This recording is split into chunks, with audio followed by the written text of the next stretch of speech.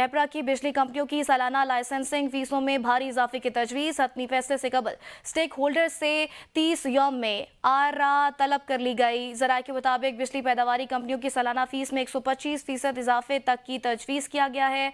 NEPRA authority की जानिब से बिजली की पैदावारी कंपनियों के सालाना लाइसेंसिंग फीस में भारी इजाफा तजवीज़ किया गया और स्टेक होल्डर से इससे मुतल्लिक आरा भी मांगी गई है। ज़राए के मुताबिक बिजली पैदावार कंपनियों के लिए फीस 20,000 रुपये से बढ़ाकर 44,787 फी मेगावाट। नेशनल ग्रिड कंपनी की सालाना फीस 115% इजाफे से 2 करोड़ 15 लाख रुपये। सूबाई ग्रिड कंपनी की सालाना फीस 115% इजाफे से 53,70,000 रुपये और के इलेक्ट्रिक सालाना ट्रांसमिशन लाइंस फीस 70 लाख रुपए से बढ़ाकर 1.5 करोड़ रुपए की तजवीज़ है। जबकि बिजली तकसीम लाइसेंस सालाना फीस 6500 रुपए फी MVA और market and system operation fees 115% इजाफे से 2 करोड़ 15 लाख रुपए सालाना की तजवीज़ है। ताहम स्टेक होल्डर्स की आरा के बाद नेपरा अथॉरिटी फीस में इजाफे से मुतल्लिक हतमी फैसला करेगी।